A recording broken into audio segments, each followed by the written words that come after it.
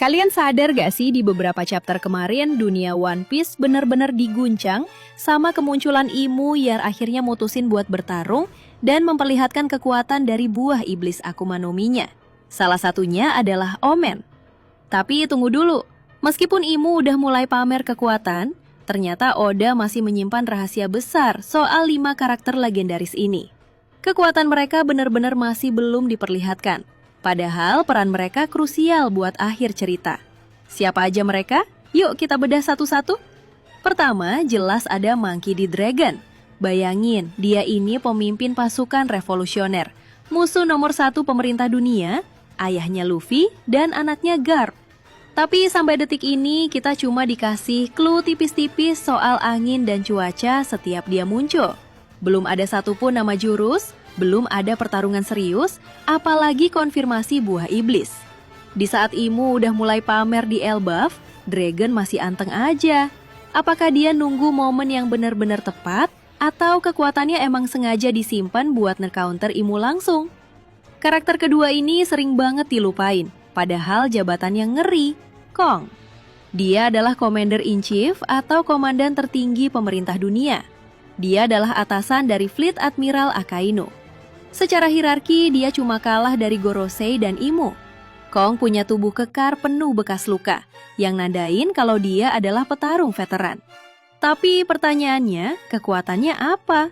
Zoan Purba? Haki tingkat dewa? Sampai sekarang belum ada panggung sedikit pun buat mantan Fleet Admiral era Roger ini.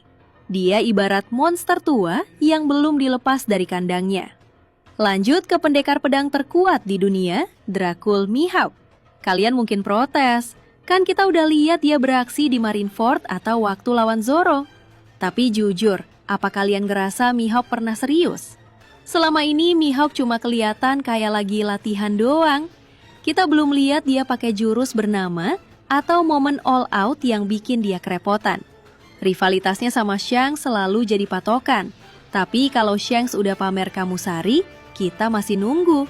Seberapa mengerikan Haki Mihawk kalau dia benar-benar niat buat ngalahin lawannya. Karakter keempat, tangan kanan Shanks, Ben Beckman. Ini lucu sih, kita udah lihat betapa ngerinya Shanks dan akuratnya tembakan Yasop waktu menghancurkan kapal Bartolomeo. Tapi Beckman, dia masih misteri total. Kita cuma tahu dia orang paling cerdas di East Blue dan pernah bikin Kizaru angkat tangan cuma pakai todongan pistol. Tapi apa cuma itu? Sebagai wakil kapten dari kru paling seimbang, Beckman pasti punya sesuatu yang bikin Admiral pun gak berani main-main. Apakah pelurunya dilapisi haki tingkat tinggi? Kita masih harus nunggu. Dan yang terakhir, tentu saja Joy Boy, sosok mitologis dari Void Century. Di Egghead kemarin, kita lihat betapa dahsyatnya haki Joy Boy yang dititipkan ke robot kuno MF.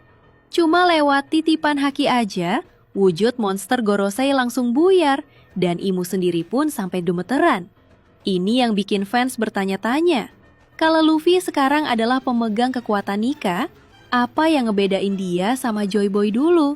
Kenapa Imu kelihatan lebih takut sama haki Joy Boy daripada Luffy yang ada di depan mata? Kontrol haki Joy Boy yang bisa bertahan ratusan tahun di dalam objek itu benar-benar ada di level yang berbeda. Kayaknya kita butuh flashback Void Century buat tahu rahasia sebenarnya. Jadi, meskipun Imu udah turun ke dunia bawah, 5 karakter tadi membuktikan kalau One Piece masih punya banyak kejutan yang disimpan Oda. Dari kelima orang ini, menurut kalian siapa yang berpotensi punya kekuatan paling gak masuk akal ketika ditunjukin nanti?